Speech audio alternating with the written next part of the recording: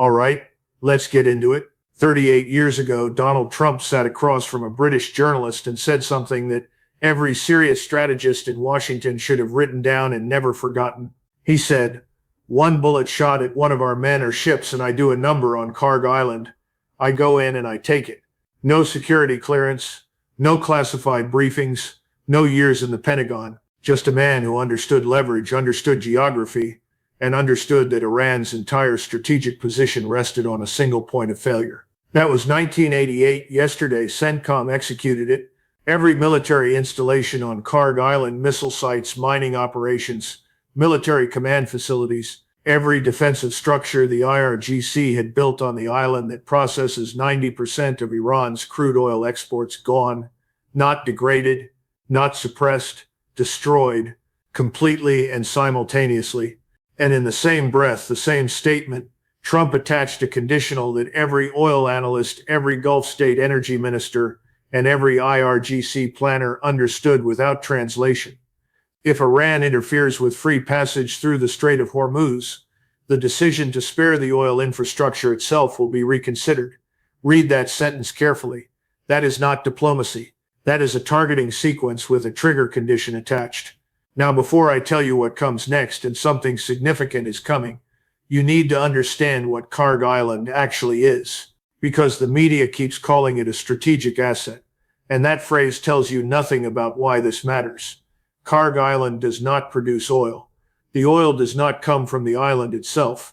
What makes Kharg irreplaceable is what it does. It is a loading terminal, a collection of massive oil storage depots, pumping stations, and deep water loading berths that receive crude oil from the Iranian mainland through pipelines, hold it in tanks, whose combined capacity represents Iran's entire export buffer, and load it onto very large crude carriers, vessels so large they carry up to 85 million gallons per shipment. These ships cannot load with the same efficiency anywhere else in Iranian territorial waters. The channel depths, the maritime approaches, the offshore mooring systems, all of it was engineered over decades specifically around Kharg's facilities. 90% of Iranian crude oil exports move through this single point, which means 90% of the IRGC's revenue, 90% of the financial foundation of every proxy network from Yemen to Lebanon, every weapons procurement, every domestic suppression operation the Revolutionary Guard runs. All of it flows through one island. And yesterday, America destroyed everything on that island that made it defensible. Not the oil infrastructure, not yet. The military structures, the things that protected the oil. And then Trump told the world exactly what comes next if Iran makes the wrong move. Now let me give you the history, because this is not background information. This is the story. Carter looked at Kharg Island in 1979 during the hostage crisis. He declined. The calculation was that striking Iran's primary economic asset would trigger an escalation nobody could control, cause an oil price shock that would hit American allies as hard as it hit Iran, and create a political firestorm at home that no administration could survive. Reagan examined the same option in 1988 during the tanker war. He chose Operation Praying Mantis, strikes against Iranian naval assets, and left Kharg alone. Every president after that inherited the classified planning documents, ran the numbers, and reached the same conclusion. The island was too integrated into global oil markets, the escalation risk was too unpredictable, and the domestic political cost of deliberately causing a global energy price spike was too high. Those constraints existed for 47 years. Trump dismantled them before he pulled the trigger. The naval blockade that has been in place since April 13th already removed Iranian oil from the global supply equation before the first bomb fell on Kharg. The UAE's exit from OPEC, production limits, and the activation of the Fujairah pipeline have filled enough of the supply gap that the marginal price impact of destroying Kharg's military infrastructure is a fraction of what it would have been 2 months ago. Saudi Arabia's east-west pipeline is moving 7 million barrels per day through to Yanbu, providing an alternative supply route that cushions further disruption. The conditions that stopped every previous president from making this call were not eliminated, but they were sufficiently altered that for the first time in nearly 5 decades, the calculation came out differently. This was not a crisis decision. This was a prepared decision executed at the moment the enabling conditions were in place. Now let's talk about what is currently moving toward the Middle East, because this is where the next 30 days get decided. The USS Tripoli Amphibious Ready Group is transiting from Japan, 10 to 14 days out. 5,000 combat-ready personnel, half Marines, half sailors, organized specifically for sea-based assault operations, amphibious landing capability, special operations support, carrier aviation coverage. And the island they would be most logically tasked with approaching just had every one of its defensive military installations destroyed 48 hours before their arrival window opens. The mainstream media keeps framing this force as insufficient for a full Iranian land invasion. That framing misses the operational point entirely.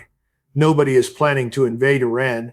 That is not what a Marine Expeditionary Unit is for. What it is precisely designed for is a specific set of missions that 5,000 personnel organized around amphibious assault can execute effectively.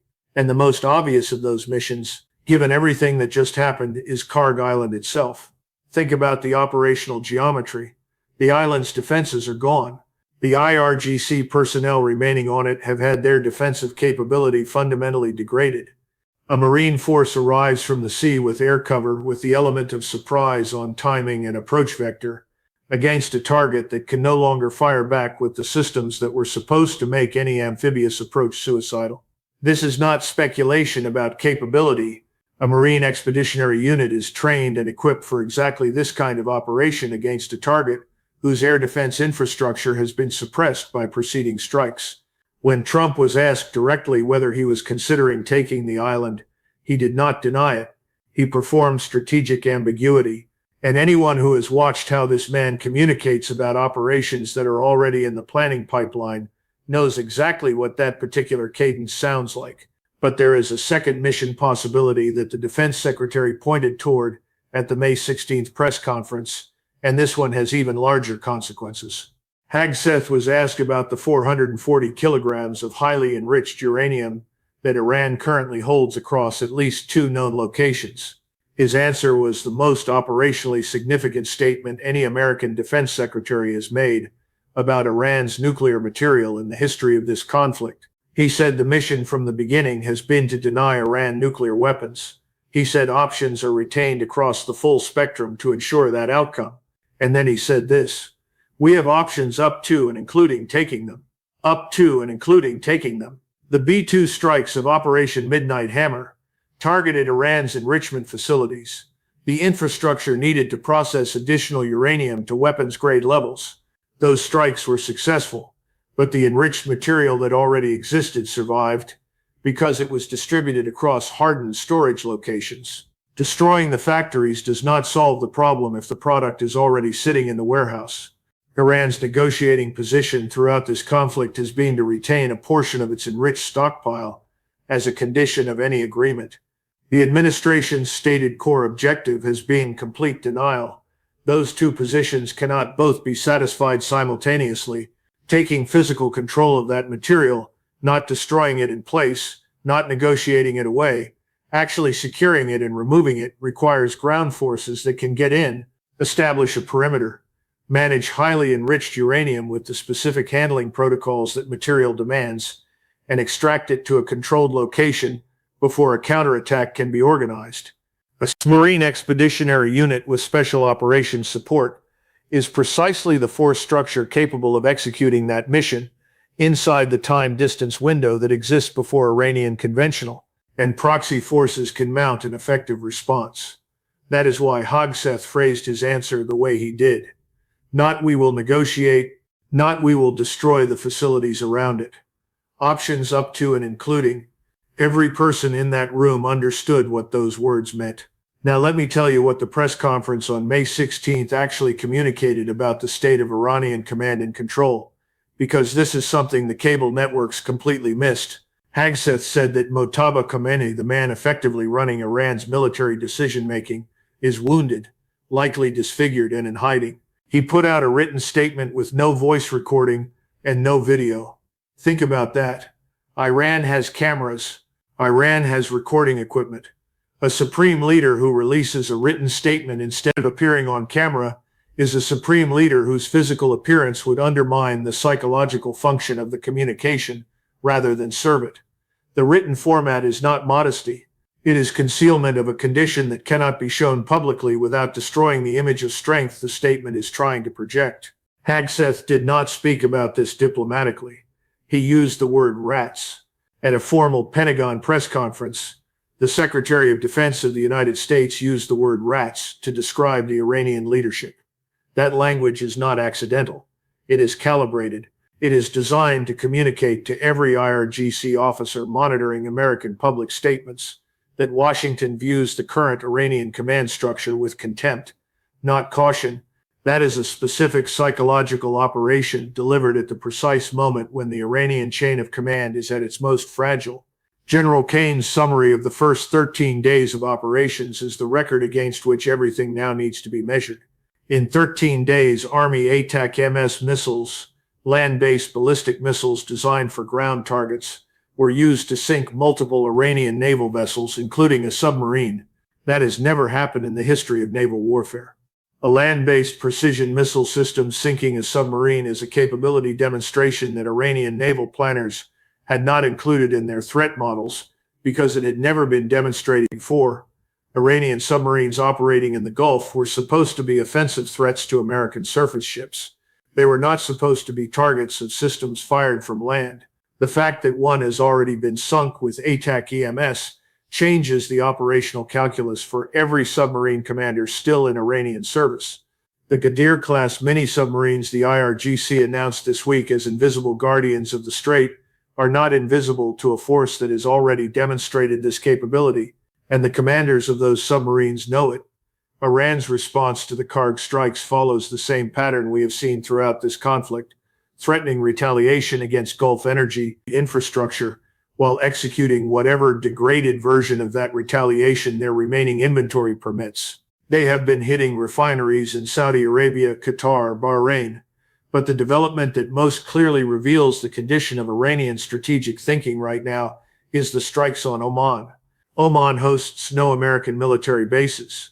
Oman has been playing the role of back-channel mediator throughout this conflict, keeping communication lines open between Washington and Tehran in the quiet diplomatic tradition that Muscat has maintained for decades. Iran attacking Oman is Iran attacking its own mediator.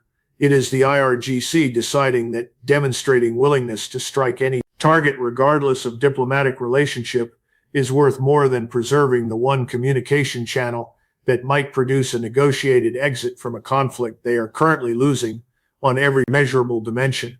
That decision reveals something specific and important about who is actually controlling Iranian military operations right now.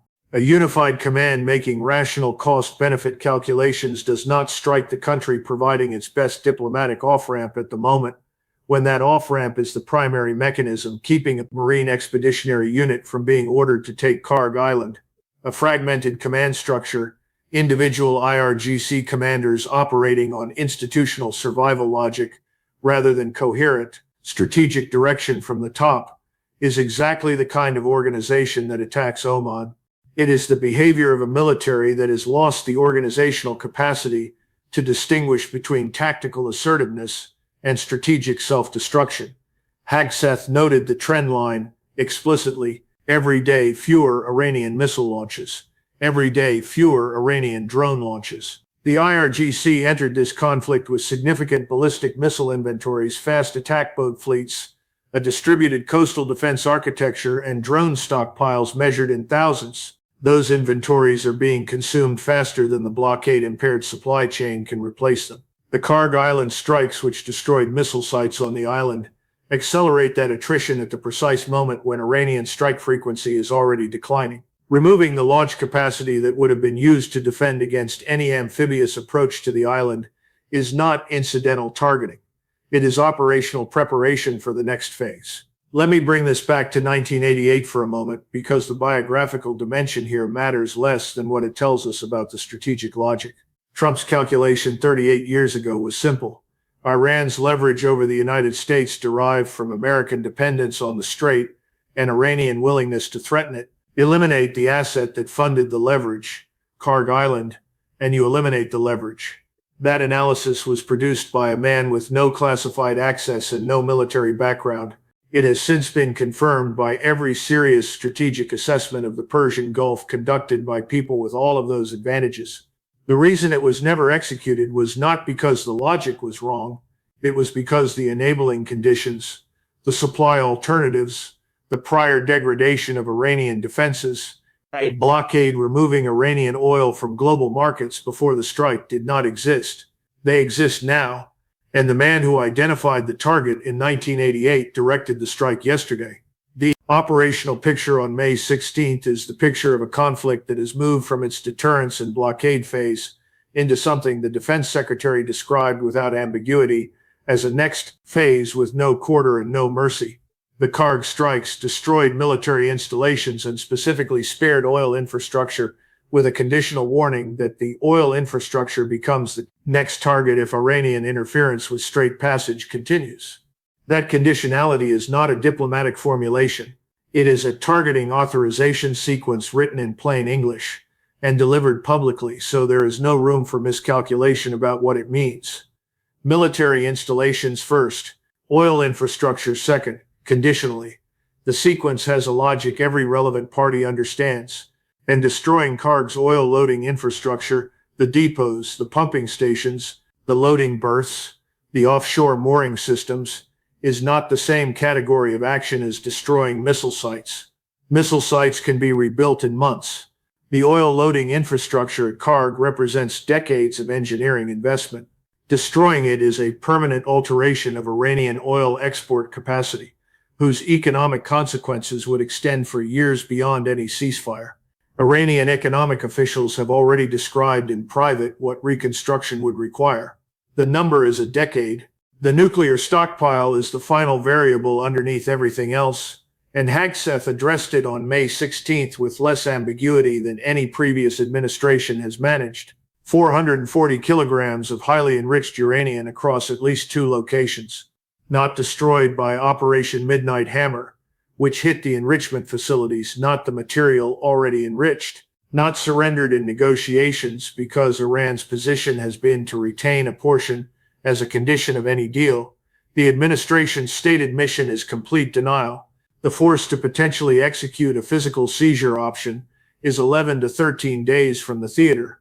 The enabling strikes that would reduce resistance to a ground operation on the most logical target have been completed. The strategic geometry of these facts does not require interpretation. It requires honest acknowledgement of what the pieces produce when placed together on the same operational timeline. The IRGC has been running this entire conflict on one core assumption, that the American president, regardless of how severe the military campaign became, would ultimately stop short of the decisions no previous president had made, that Carter's restraint, Reagan's restraint, and 40 years of subsequent restraint established a gravitational ceiling that even the most aggressive American posture would eventually respect, that the domestic political cost of extended military action, energy prices, duration, casualty risk, would eventually create conditions for a negotiated resolution on terms the IRGC could survive as an institution. The Kharg Island strikes shatter that assumption in the most direct possible way.